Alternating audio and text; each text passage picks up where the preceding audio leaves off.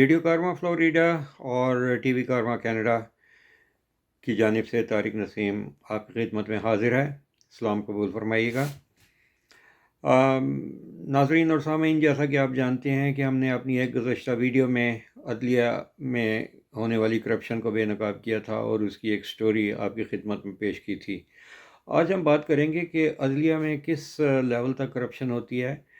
میں district court سے شروع کرتا ہوں کہ جن دنوں میں میرے پاس لوور کورٹس کی رپورٹنگ ہوا کرتی تھی، اور میں نے اس سے پہلے آپ کو اسسٹنٹ کمشنر کینٹ کی عدالت کے بارے میں کرپشن کے ایک واقعہ کا ذکر کیا تھا۔ آج ہم اسسٹنٹ کمشنر سٹی کی عدالت میں ہونے والی ایک کرپشن کا آپ کے سامنے ذکر کرتے ہیں۔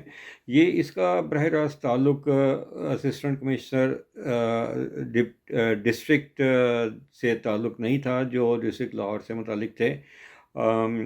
اس کا عدالت کا اسسٹنٹ کمشنر سٹی تھے یہ، لیکن یہ نہایت شریف النفس انسان تھے۔ ان کا کرپشن سے واقعی دور دور تک کوئی تعلق نہیں تھا۔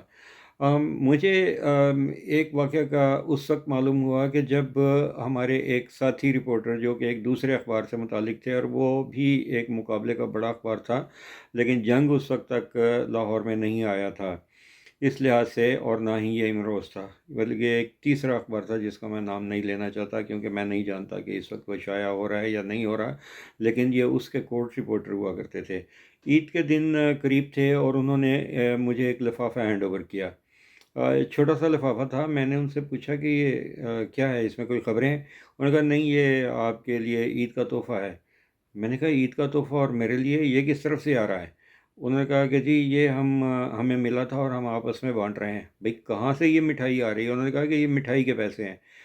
اچھا، میں بڑا حیران ہوا کہ یہ چل کیا رہا ہے یہاں۔ اس دنوں میں ابھی کورٹ رپورٹنگ میں نیا نیا آیا تھا، تو میں نے اپنی موٹر سائیکل کو، ہم سب لوگوں کے پاس موٹر سائیکلیں ہوا کرتی تھیں، وہ اپنی موٹر سائیکل کو کک لگا کر جس وقت مڑنے لگے تو میں نے ان کا کیریئر کو تھام لیا۔ میں نے ان سے کہا کہ ٹھہریں جناب، آپ مجھے یہ بتا کے تو جائیں کہ یہ پیسے کس ضمن میں آپ مجھے دے رہے ہیں۔ انہوں نے کہا میں پھر بتاؤں گا، ابھی آپ یہ رکھ لیں۔ میں نے کہا میں یہ پیسے خرچ نہیں کروں گا جب تک کہ آپ مجھے یہ بتائیں گے نہیں کہ یہ پیسے کہاں سے آئے ہیں اور یہ کس سلسلے میں ہیں۔ انہوں نے کہا میں عید کے بعد آپ کو بتاؤں گا، عید کی چھٹیوں کے بعد۔ تو بہرحال میں نے وہ لفافہ جو ہے اس کو محفوظ کر لیا، اور میں نے چونکہ ان کو کہہ دیا تھا کہ میں ان پیسوں کو خرچ نہیں کروں گا کہ یہ عیدی کس کی طرف سے آ رہی ہے، ابھی کون سے بزرگوار یہاں آ گئے ہیں کہ جو ہمیں عیدیاں بانٹتے پھر رہے ہیں۔ تو انہوں نے عید کی چھٹیاں جب ختم ہوئیں تو انہوں نے مجھے بتایا کہ یہاں ایک صاحب ہیں، یہ نقدی جو ہے وہ تمام کورٹس رپورٹر کو ہدیہ کے طور پر پیش کرتے ہیں۔ تو میں نے ان سے پوچھا کہ یہ کس بارے میں ہدیہ ہے؟ انہوں نے کہا کہ وہ سامنے ایک عدالت لگتی ہے تو وہاں سے یہ پیسے آتے ہیں۔ اب مجھے اس بارے میں جو ہے وہ تھوڑا ذہن میں خود بد ہونے لگی کہ میں اس بات کا سراغ لگاؤں کہ یہ کون سی عدالت یہاں لگتی ہے اور یہ وہاں سے پیسے کیوں آ رہے ہیں۔ تو میں نے جب اس کمرہ عدالت کی جانب رخ کیا تو پتہ چلا کہ وہ جو آپ جانتے ہیں کہ یہ جو انسپیکٹرز ہوا کرتے ہیں کہ جو دکانوں پر چھاپے مار کر تو ان کے اوزان کو چیک کرتے ہیں، ان کے ترازو کو چیک کرتے ہیں، ان کے باٹ جو ترازو میں رکھنے والے ہیں ان کو چیک کرتے ہیں کہ وہ صحیح ہیں یا غلط ہیں۔ اور مجھے معلوم نہیں کہ ان انسپیکٹرز کا تعلق کون سے محکمے سے تھا، لیکن یہ وہ لوگ تھے کہ جو لوگوں کو جا کر چالان کی پرچی دے کر تو انہیں بتاتے تھے کہ آپ نے فلاں جگہ پر پیش ہونے کے لیے جانا ہے۔ جب میں نے اس کے بارے میں مزید تحقیق کی تو انکشاف ہوا کہ یہ واقعی کوئی عدالت نہیں ہے، بلکہ عدالت کے ایک کلرک ہیں جو بڑے روب داب میں بھاری بھرکم جسم کے مالک تھے اور بڑے وہ سوٹ بوٹ پہن کر آیا کرتے تھے۔ گو کہ وہ ایک عدالتی کلرک تھے، لیکن ان کے ٹھاٹ بھاپ بڑے شاہانہ تھے، اور وہ وہاں بیٹھ کر لوگوں کو بڑے باروب انداز میں مخاطب کیا کرتے تھے کہ اوئے تجھے میں اندر کر دوں گا، یہ تم نے یہ بہت بڑا جرم کیا ہے۔ اور وہ لوگ ڈر کے مارے وہ کہتے تھے کہ اچھا پھر میں کیا کروں؟ انہوں نے کہنا کہ اچھا وہ تم جو ہے وہ میرے قاصد کے ساتھ جو ہے وہ بات کر لو، وہ باہر چلے جاؤ، اور ورنہ سوچ لو میں تمہیں اس کا بڑا جرمانہ کرنے والا ہوں اور میں تمہیں جیل بھی بھجوا دوں گا۔ یہ ساری جو تحقیق ہے وہ چونکہ میں انویسٹیگیٹو جرنلزم کرتا تھا تو مجھے اس بارے میں جو ہے وہ کافی دن لگے یہ سارے معلوم کرتے ہوئے کہ کون لوگ اندر جاتے ہیں، کون لوگ باہر آتے ہیں، اور یہ سلسلہ کیا ہوتا ہے۔ تو باہر آنے والوں سے جب میں نے یہ کوریدنا شروع کیا تو مجھے معلوم ہوا کہ یہ لوگ اس طرح سے اندر جاتے ہیں، اور وہ باہر ان کو بلا کر، انہیں جو پنجابی میں کہتے ہیں، کہ اردو میں کہتے ہیں ڈرا کر، اور پنجابی میں کہتے ہیں یرکا کر، تو یہ اپنے ایک ایک کوڈ ورڈ استعمال کیا کرتے تھے کہ ان کو یہ کہتے تھے اس کو دفعہ یرکانوے میں لگاؤ، تو یعنی اس کو ڈراؤ اور اس سے زیادہ پیسے لے لو۔ تو وہ باہر جا کر، تو وہ جو ان کا قاصد تھا وہ بھی گو کہ سرکاری ملازم تھا، لیکن وہ ان لوگوں کے ساتھ جا کے مکمکہ کرتا تھا اور ان سے 1000 2000 یعنی حصہ بقدر جثہ، جتنا وہ کسی کو ڈرا سکتے تھے اتنا وہ اس سے لے لیتے تھے، کیونکہ وہ اس کو بڑے بھاری جرمانے کے ساتھ قید کی دھمکی دیا کرتے تھے۔ اب میں اس بارے میں مزید جاننا چاہتا تھا، تو میں نے ایک جو وہاں پر ایک بندہ جو چالان کی پرچی لے کر آیا ہے، میں نے اس سے کہا کہ ذرا دکھاؤ یہ چالان کی پرچی تمہاری اصلی بھی ہے یا نہیں۔ اس نے کہا جی وہ انسپیکٹر صاحب آئے تھے، انہوں نے وہ ترازو وغیرہ چیک کی اور انہوں نے کہا کہ یہ تمہارا وزن ٹھیک نہیں ہے، تو وہ مجھے یہ چالان کی پرچی دے کے گئے ہیں۔ میں نے کہا اچھا یہ چالان کی پرچی اگر تم مجھے دے دو، تو وہ کہنے لگا جی میں آپ کو کیسے دے دوں، میں نے میری پیشی ہے آج۔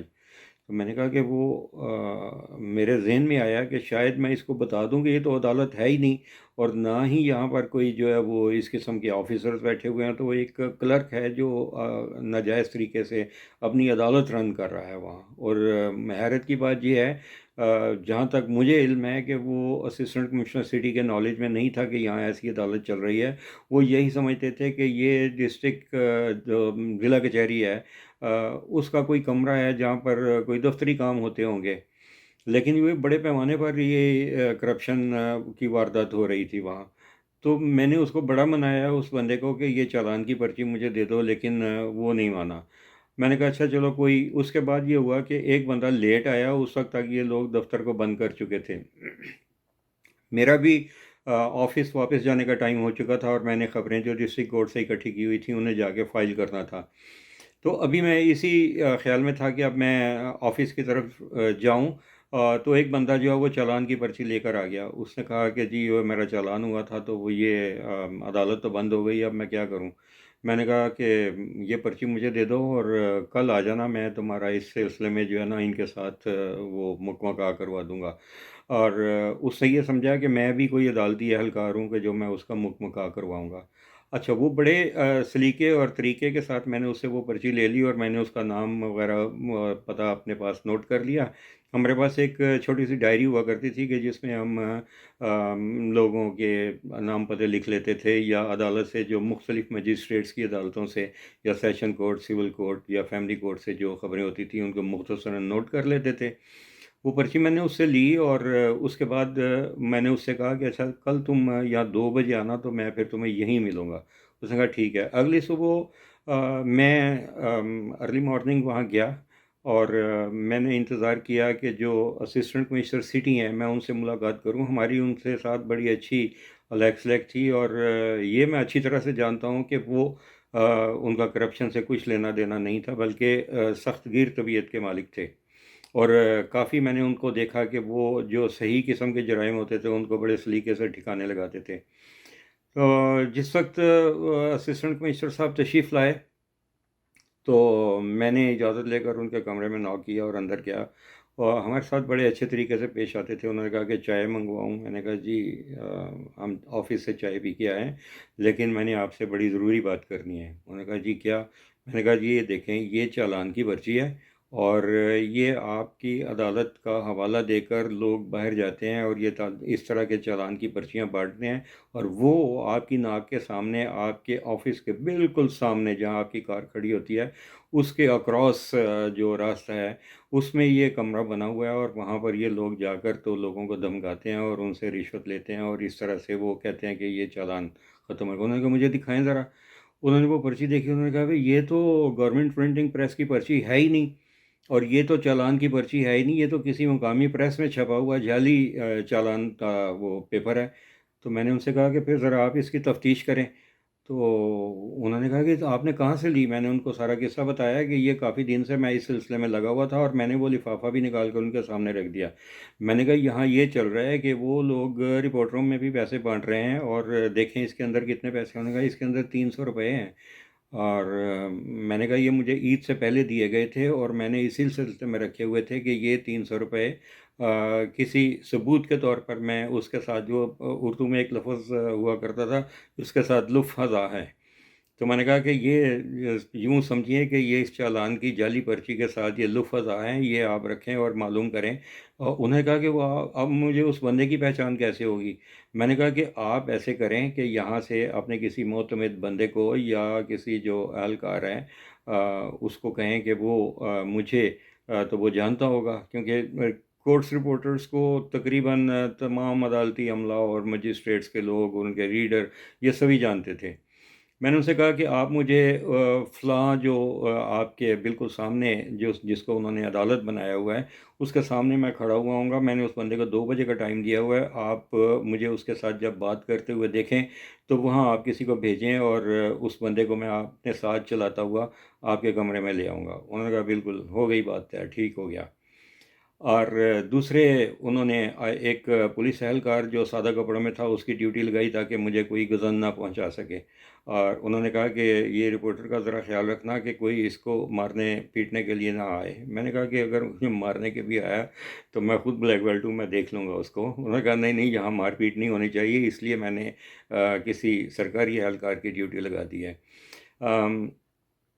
قصہ مختصر، اگلے دن 2 بجے کا میں نے اس بندے کو ٹائم دیا ہوا تھا جس کی پرچی میں نے لے لی تھی، اور وہ حسب وعدہ وہاں 2 بجے پہنچا، بلکہ 5 منٹ پہلے پہنچ گیا۔ میں اس کا منتظر تھا۔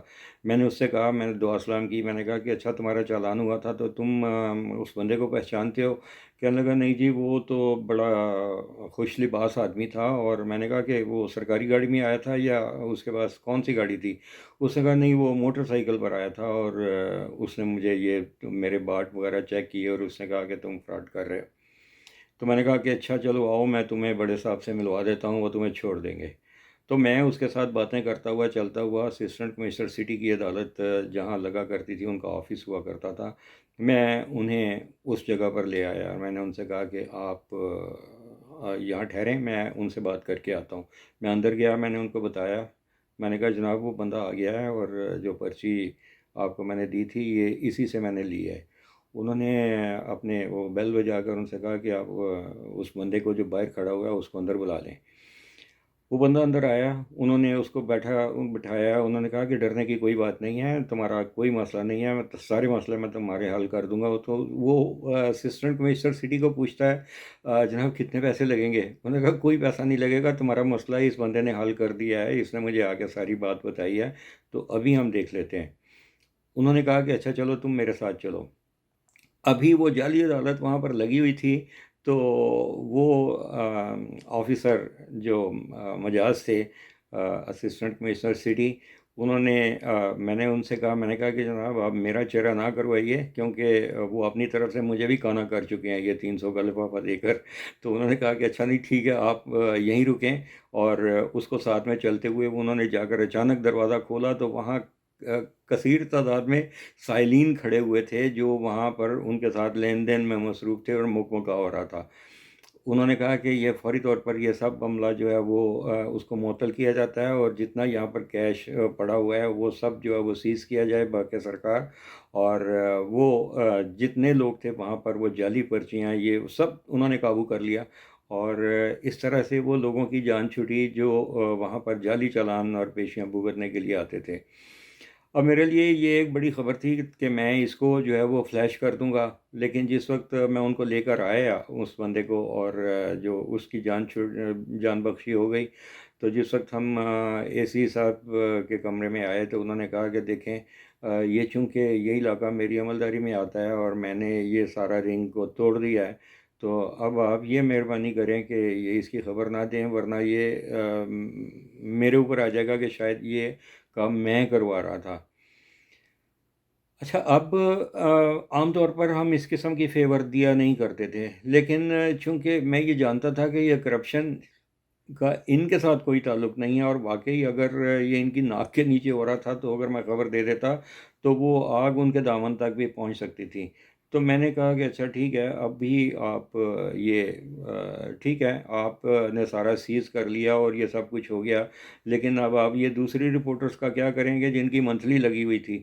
انہوں نے کہا جی وہ تو چوں نہیں کریں گے، کیونکہ جن کی منتھلیاں لگی ہوئی تھیں جب یہ بندہ بیان دے گا تو اس کے بعد وہ ان سب کے نام بھی بتائے گا کہ ہم کن کن کو یہ پیسے دیا کرتے تھے۔ تو جس وقت یہ بات ہمارے صحافتی سرکل میں پہنچی تو ہمارے کرائم رپورٹر صاحب نے مجھے بلا کے پوچھا بھائی وہ کیا ہوا، اس کی خبر نہیں دی؟ میں نے کہا جی میرے پاس کوئی ثبوت ہی نہیں ہے، میں خبر کیسے دے دیتا؟ تو نہ ہی آفیشیلی کوئی پریس ریلیز آیا ہے۔ تو انہوں نے کہا نہیں سب لوگوں کو معلوم ہے، تمہیں کیسے معلوم نہیں ہے؟ تو میں نے ان سے کہا، میں نے کہا جی تو دوسرے اخباروں میں کیوں نہیں چھپا؟ اب میں ان سے یہ نہیں کہہ سکتا تھا کہ جناب وہاں تو لفافے مل رہے تھے ان کو، اس وجہ سے وہ نہیں بولے، اور پکڑوایا میں نے، اور میں اگر وہ کہتے ہیں کہ شریک جرم نہ ہوتے تو مخبری کرتے، تو میں چونکہ شریک جرم نہیں تھا اس وجہ سے میں نے ان کی مخبری کر کے تو وہ ان کی منتھلیاں بند کروائیں، اور وہ جو جعلی لوگوں کو لوٹ رہے تھے وہ ان سب کو جو ہے وہ اریسٹ کروا دیا۔ تو یہ ایک عدالت کے اندر ہونے والی ایک کرپشن کا ایک ایسا واقعہ تھا کہ جس کو رپورٹ نہیں کیا گیا، وہ اب میں آپ کی خدمت میں پیش کر رہا ہوں۔ اور یہاں سے آپ اندازہ لگائیے کہ یہ جب عدالتوں میں کرپشن ہوتی ہے اور ریڈرز کو ہی تھوڑے سے انڈر دی ٹیبل پیسے دے کر لوگ تاریخ لے لیتے ہیں، یعنی ابھی وہ کیس جج صاحب کے سامنے پیش نہیں ہوتا، وکیل جاتا ہے، وہ جا کے ریڈر کو ٹیبل کے نیچے سے پیسے پکڑاتا تھا اور وہ ان کی جیبوں میں جا رہا ہوتا تھا، اور یہ لوگ تاریخ پہ تاریخ لیتے تھے اور اس طرح سے جو ہے وہ قانون کو چیٹ کیا کرتے تھے۔ یہ ماتحت عدالتوں کا، مجسٹریٹس کی عدالتوں کا میں بات کر رہا ہوں۔ اس سے آگے کی تو آپ دیکھ لیجئے، ابھی حال ہی میں کشمالہ طارق کی گاڑی نے ٹکر ماری، 4 بندے بے گناہ مارے گئے، 2 شدید زخمی ہوئے، اور ان کا بیٹا ڈرنک تھا۔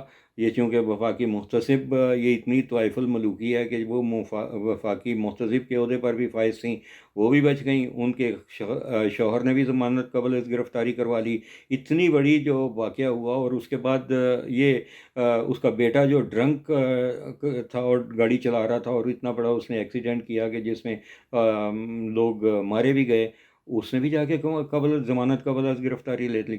لیکن اب اس کے بارے میں ہائی کورٹ یا سپریم کورٹ تو کسی صورت کوئی نوٹس ہی نہیں لے گا، کیونکہ مہذب ممالک میں تو یہ ہوتا ہے کہ جب ایسا ایکسیڈنٹ ہوتا ہے تو فوری طور پر اس بندے کو جو ڈرائیو کر رہا ہے یا اس میں جو لوگ بیٹھے ہوئے ہیں ان کا طبی معائنہ ہوتا ہے، ان کا جو یہ دیکھا جاتا ہے کہ یہ کسی نے، یہ ہائی تو نہیں تھے، یعنی کہ انہوں نے کوئی نشہ تو نہیں کیا ہوا، یا یہ شراب پی کر گاڑی تو نہیں چلا رہے تھے، لیکن وہ تو وہاں سے فرار ہو گئے، اور نہ پولیس نے ان کو گرفتار کیا، اور وہ سیدھا گئے ایڈیشنل سیشن کورٹ کی عدالت سے ضمانت قبل از گرفتاری کروا کے آ گئے۔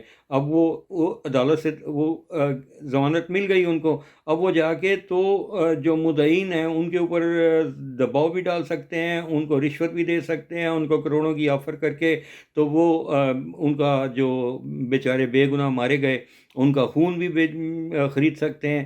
تو یہ ہمارا عدالتی نظام ہے، یہ طریقہ کار ہے، اور اس طرح کی وارداتیں جو ہیں وہ اگر عدلیہ میں سے ہوتی ہیں تو آپ اندازہ لگائیے کہ غریب آدمی کو انصاف کہاں سے ملے گا۔